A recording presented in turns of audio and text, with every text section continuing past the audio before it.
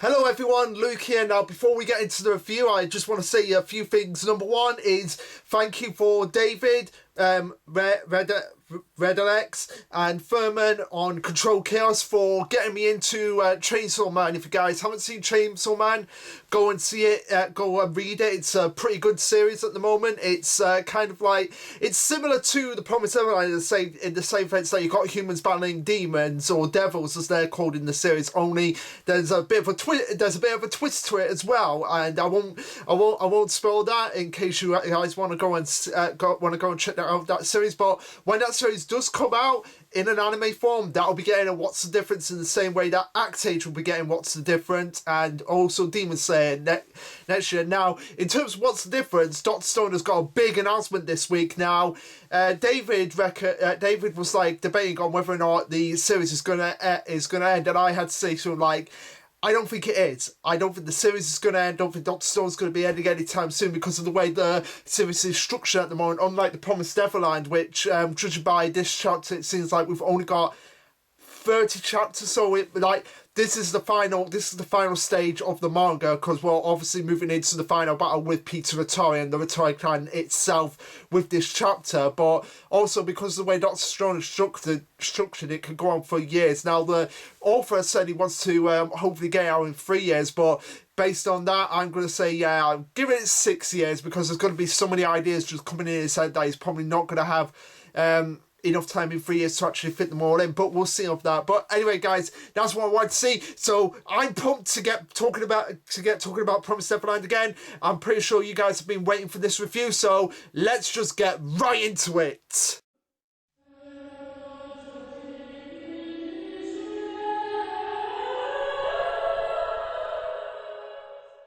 Oh, and also, in case you're wondering what I think the big announcement for Dr. Stone is I think we're going to be getting season 2 of the anime, considering the final episode of the first series is airing this week. And by the way, guys, I'm not sure when I'm going to be able to get the What's the Difference out out in the week coming, because there's just so much going on in my life at the moment, personal things, and obviously the big one is Christmas and working in retail. That obviously takes up a huge amount of my time at the moment, so we're just gonna have to wait and see. This will be the same for the reviews. I'll try and get them out as soon as possible. That's all I can say. But yeah, I feel like the big announcement is going to be that we're going to get season 2, which if they do season 2 of the anime and they work their way up to the ending of the current story arc, that'll be great, because Treasure Island arc is my favourite arc of Dr. Stone at the moment. Obviously, I know there'll be more arcs after it, but Treasure Island at the moment is my favourite arc, and I'm going to be doing a full retrospective on the Treasure Island arc once it concludes, and possibly in the year. Not sure when that's going to be coming out, because it's going to be a personal project of me, because I'm just such a massive fan of the arc, but we'll just have to wait and see. But for now, let's talk about Promised Neverland chapter 160, titled Shackles. Obviously, this is a reference to the fact that the whole world, like the whole crux of the world, is like under the shackles of not just the demons but the Vitara Clan, but also it could be referencing the Vitara Clan themselves, how they're basically shackled to maintain the balance of the promise that Julius Vitara made all those years ago, like thousands of years ago, and how his family is just sort of like in shackles, and it's kind of like wanting to break free of the shackles, but also could be a reference to the fact of Emma and the other kids wanting to break away from the shackles that the demons and the Vitara Clan have actually had over them, and that tight grasp when they just want to escape into the human world.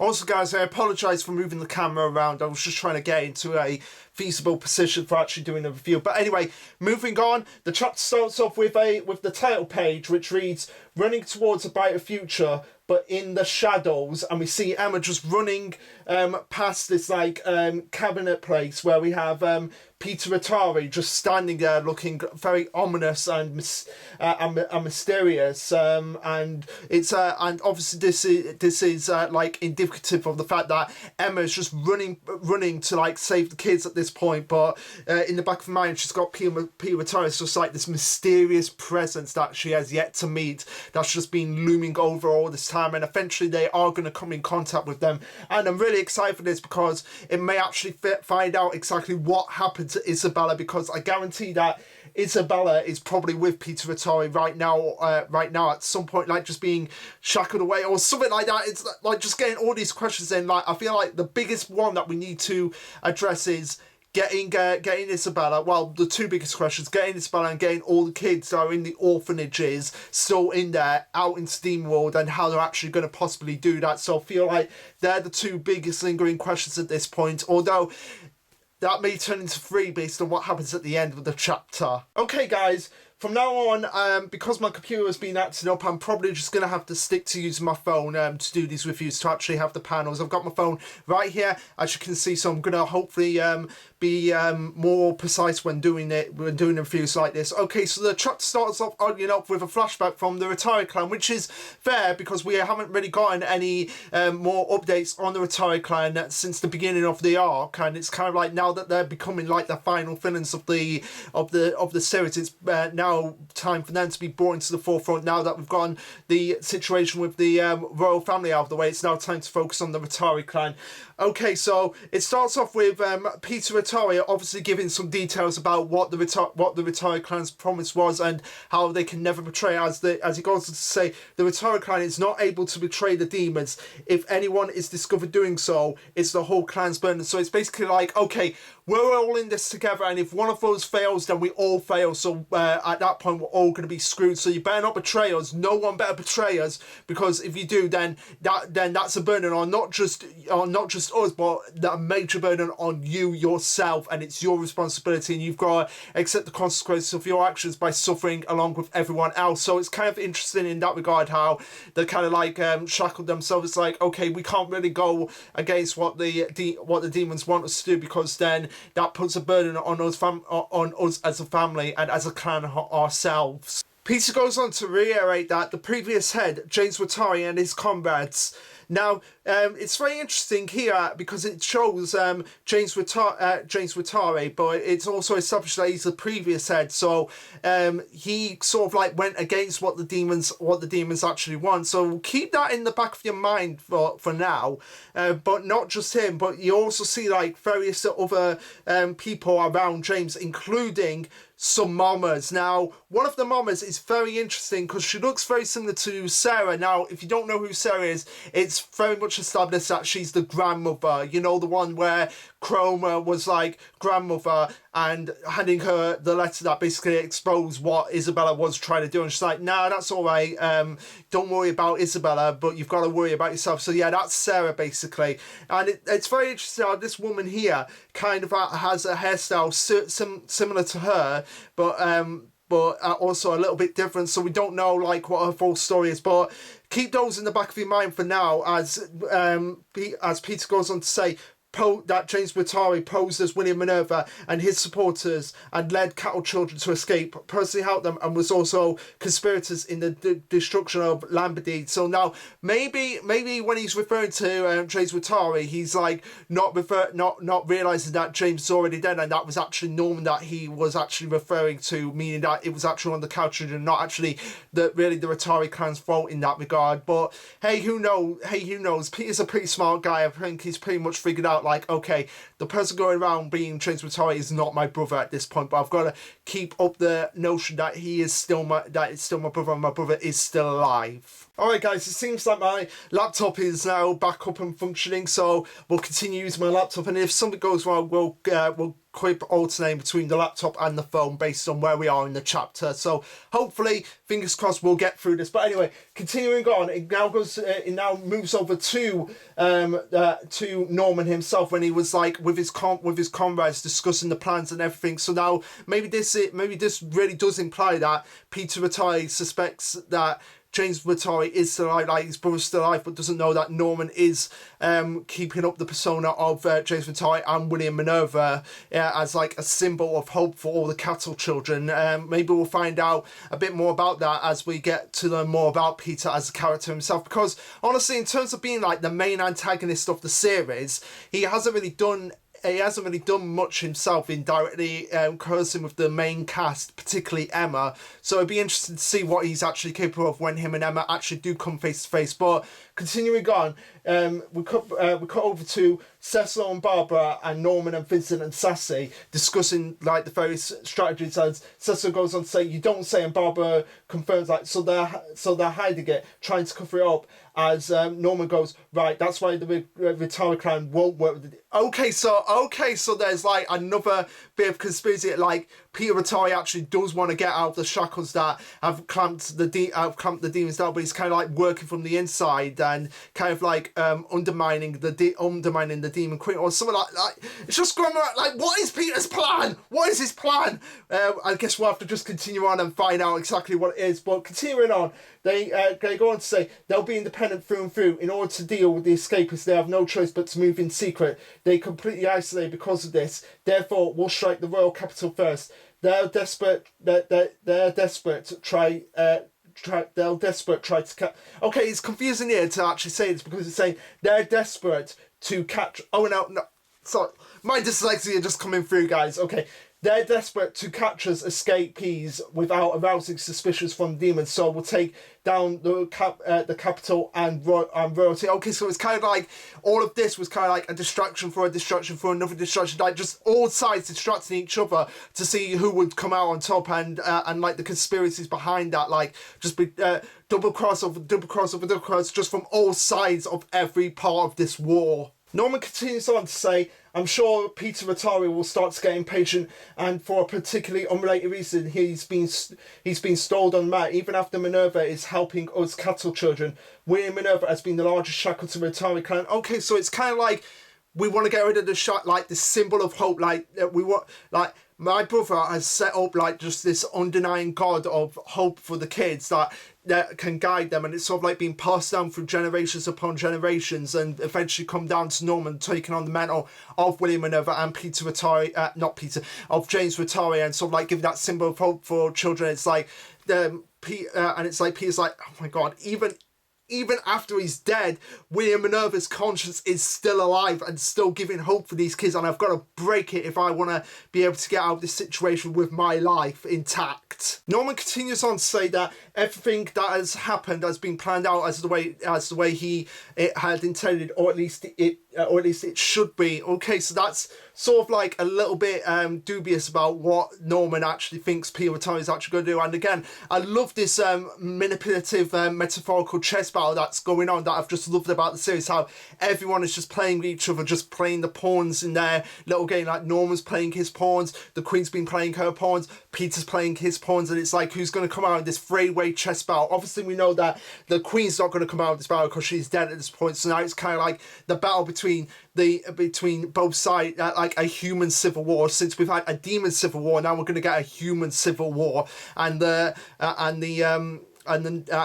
gigantic chess battle that's going to be played with Norm being the commanding officer, being the symbol, being William Minerva, James Watari, and giving the symbol of hope for kids, and Peter's obviously going to be there to try and break the shackles, obviously break Norman and break the kids' spirits and break their hope of ever getting out of this situation of life. But of course, we all know, well, we don't know if all the kids are actually going to get out of this situation alive based on what happens at the end of this chapter. We cut to Peter having a meeting with the Queen and him going, "I have something to tell you," before it's revealed that he's actually going to tell the Queen everything about what's going on and what he intends his plan to actually happen. And the Queen for her thoughts actually is capable of sitting down and having a conversation with someone and discussing tactically what can be the best beneficial for both sides of this promise that's actually been made and actually wanting to maintain. But of course the Queen obviously has her own agenda, like obviously wanting to like get away from that and like basically become her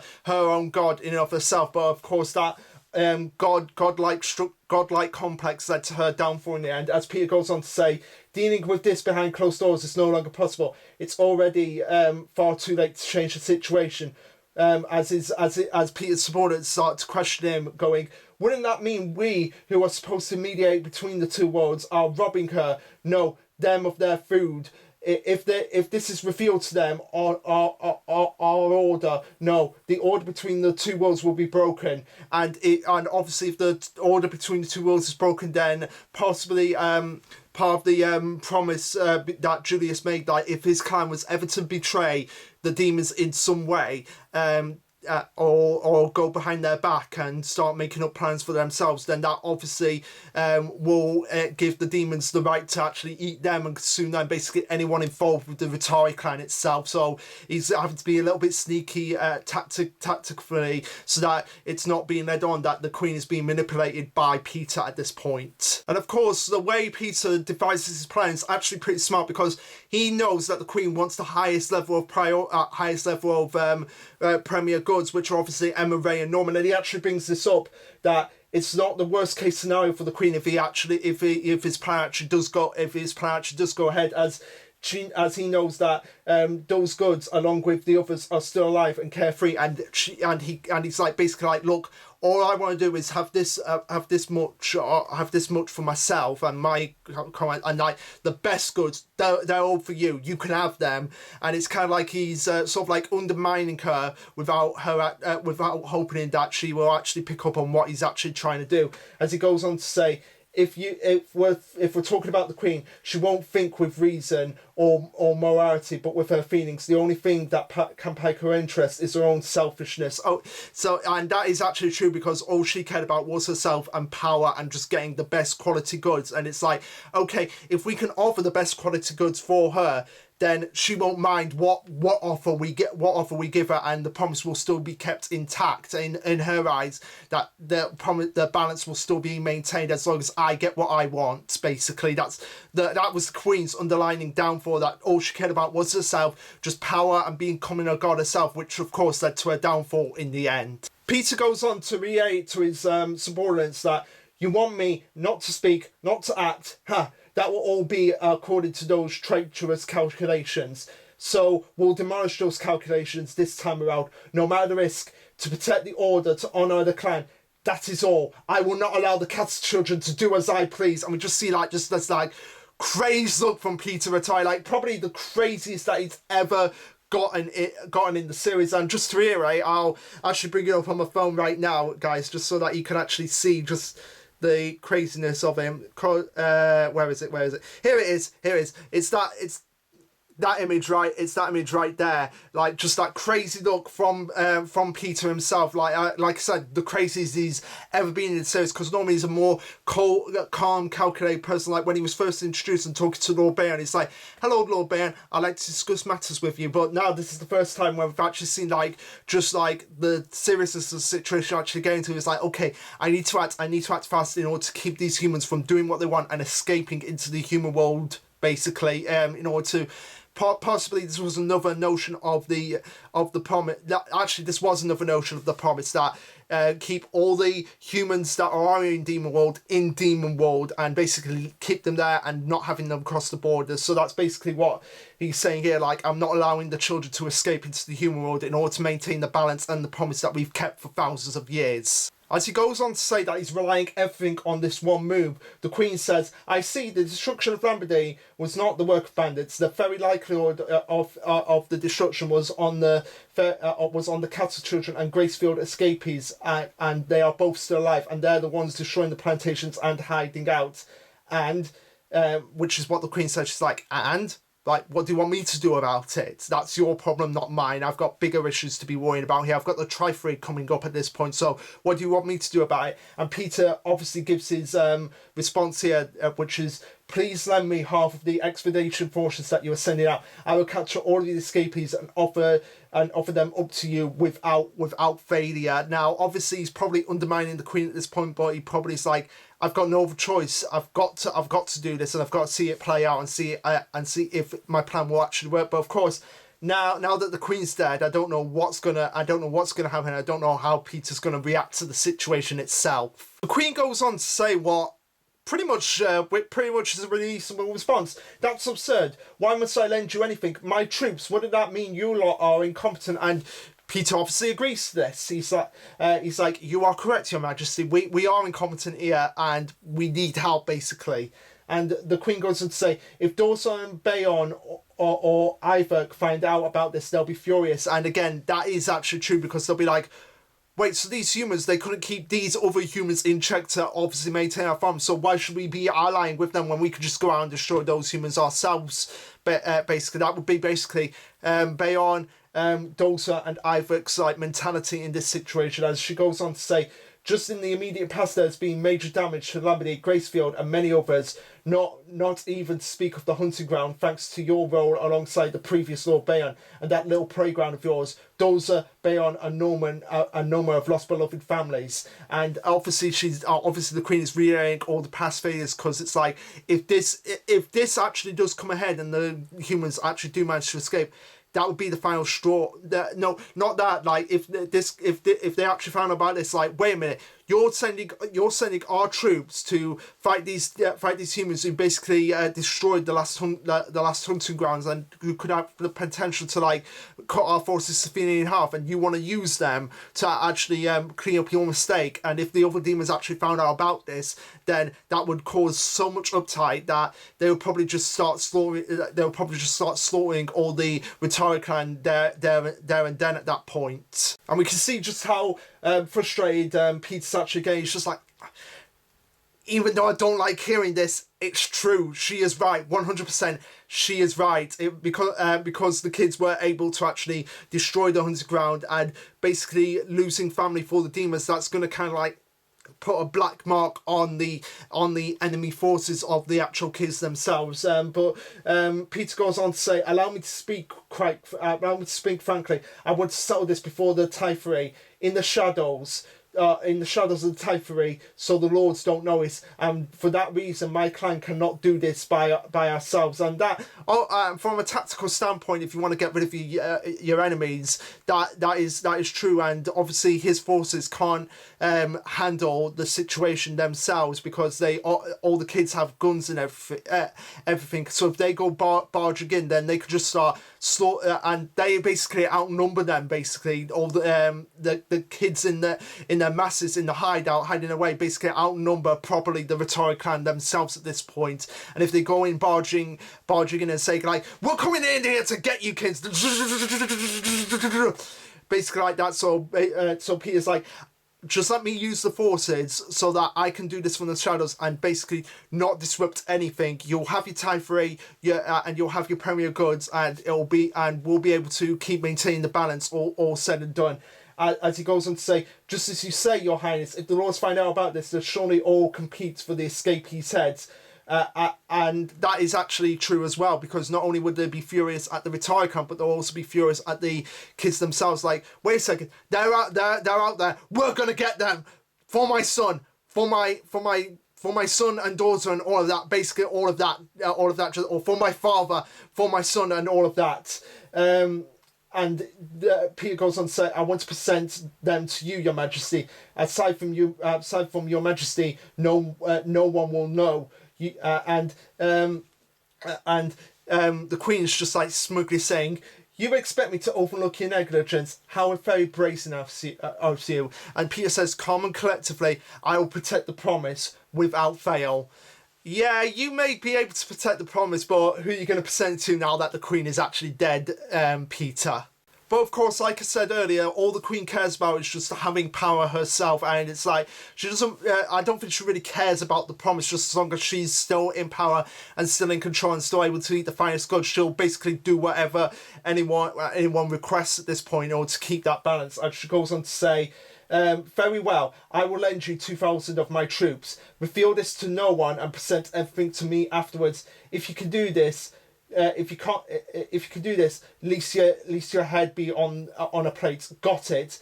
And Peter's like, I should wish you have my eternal grace. Okay, so basically, Peter has to do this if he wants to survive, basically, because if he doesn't, then his head's going to be chopped off. But of course, the Queen's already dead, so there's no point at this point. So, what happened at the end of this chapter? That's going to raise even more questions. We cut back to Emma, Norman and Ray as to like, this is the exact opposite of what we were hoping for. How could this, and to be so skillful about it, there were nearly no flaws by defying the demons with while competing with them. do they know where the hideout is? And Norman confirms that they shouldn't know, but, and that's a big but here, because given that they've all been distracted about what's been going on in the royal capital and actually doing their plan, they've forgotten to neglect the fact that Peter has had a plan in notion, and it's like all of this, basically this entire arc has all been about diversions and distractions and making the main characters focus on one area, while they're like, okay, now that they're out of the way, now that they're dealing with that, we can go and do our task without worrying about them coming back to harm us. And it's like again, just diversions upon diversions upon diversions, and this is setting the stage of what is essentially the final part of the series. And of course, this diversion and opposite tactics goes even further as Peter goes on in a flashback or someone thinking about him going, if we could define the location of the headquarters by going over their traces they left behind and heading the opposite direction of where they lead. And Norman's like, he can put it off, Peter Vitari. As we see just like Norman running and just like a timer clicking down, and Peter going, Minerva's shackles are gone now, creating Goldie Pond and tormenting countless children, the ringleader of the 1,000-year-old system, Minerva's enemy, Hugo, and Lucas's enemy. As we get a flashback from when Andrew was basically killed or basically attacking them, going, even if the